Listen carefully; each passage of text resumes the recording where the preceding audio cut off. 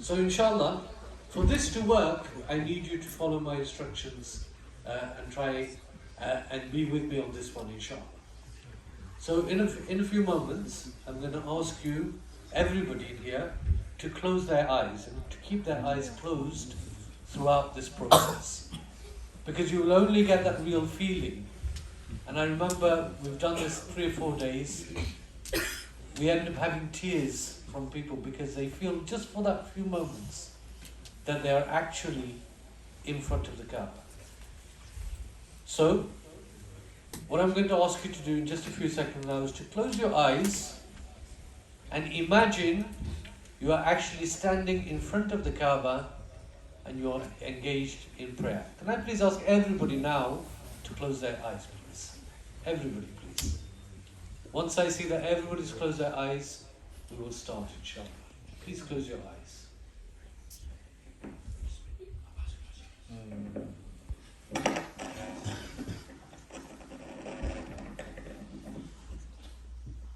Finally, in the voice of Sheikh Abdul Rahman al-Sudais with Imam, with the Muazzin of Sheikh Ali Ahmad Mullah. أعوذ بالله من الشيطان الرجيم.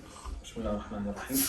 الله أكبر. الله أكبر. الحمد لله رب العالمين الرحمن الرحيم مالك يوم الدين إياك نعبد وإياك نستعين اهدنا الصراط المستقيم صراط الذين أنعمت عليهم غير المغضوب عليهم ولا الضالين.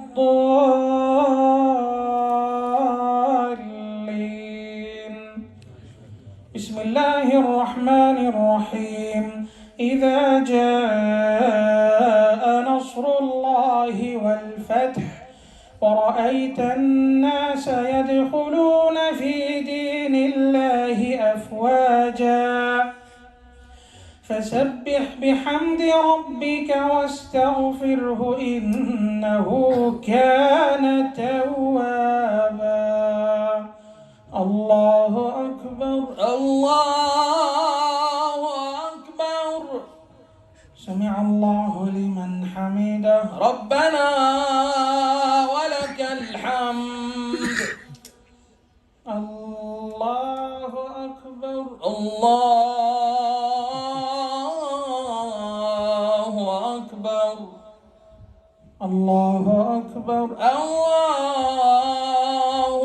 أكبر. الله أكبر. الله أكبر. الله أكبر.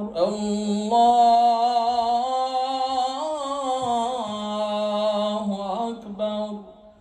السلام عليكم ورحمة الله. السلام عليكم ورحمة الله.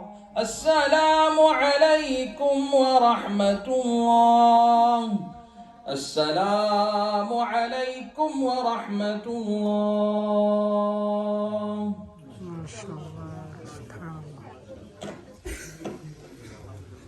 MashaAllah.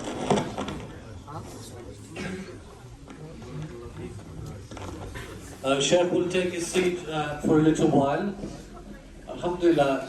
I hope that created a few goosebumps in here and made you feel like I transported you for a few moments into the Haram Sharif in front of you. SubhanAllah, we have called this event Reconnecting with the Quran before Ramadan. And the purpose of this event, there's two purposes. One is to remind everybody of the importance of being continuously connected with the Quran. And secondly, is to seek your help to continue the message of the Quran being carried for many, many years to come. Now, those who establish a relationship with the Quran in this dunya, those who love the Quran in this dunya, will have the Quran as their companion in the grave.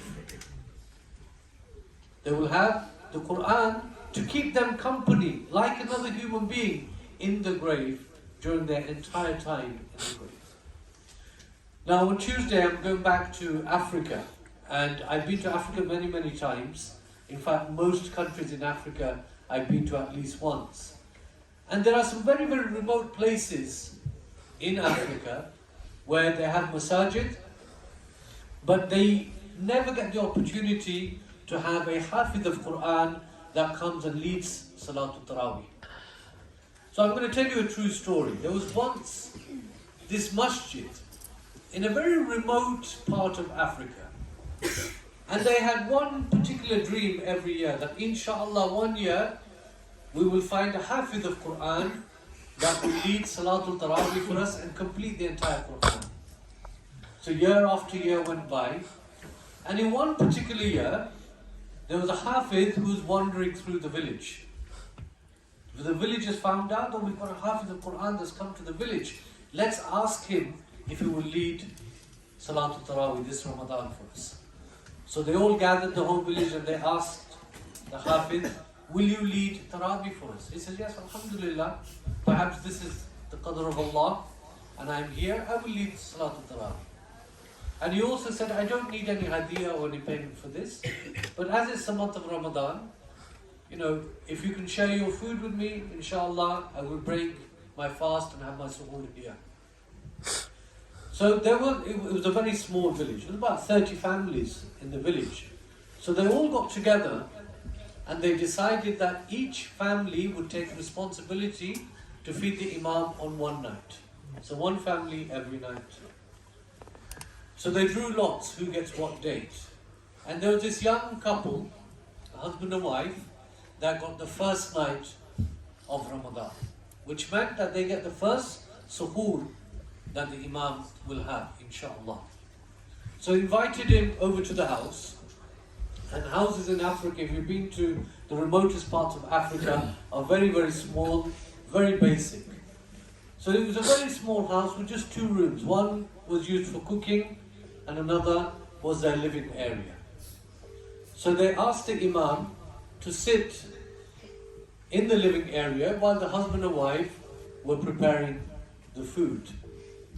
And it was also a very, very stormy night on that particular night. So the husband and wife were busy preparing this food, and the imam is sitting in the living room. After they prepared the food, they came out, they gave the imam the food, the imam had the food, made dua for them, and he left. Now at that point, remember this husband and wife, the wife said to the husband, dear husband, whilst we were cooking in here, the imam sat in our living area, and you know that this is all the space that we have, and we keep all our money in that room. Is it okay if I go and check if the money is still there? So the husband, a bit surprised, he said, yeah, okay, go and check. So they both went into that room, and they looked for the money, and they couldn't find it. All their money was missing. Now can you imagine the shock that the husband and wife, the husband got very angry. I cannot believe that I invited this imam, and this imam turned out to be a thief. So the man was thinking, what shall I do about it? Should I go and tell the community? But then he thought, if I do, there won't be Khatmat Taraweeh this year. Let the imam continue. But I will not pray behind this imam. This imam is a thief. Anyway, the whole month went by. Ramadan finished. Alhamdulillah, everybody was happy. There was Khatm al-Quran. And the imam, he enjoyed it so much in the village, he said to them, inshallah, next year I will come back and again I will lead your Taraweeh. So the following year, the imam came back. Again, the whole village, they gathered together to decide who will feed him when. Now the same couple this year, in the second year, they got the last night of Ramadan. Remember, they got the first night of Ramadan, this year they got the last night of Ramadan.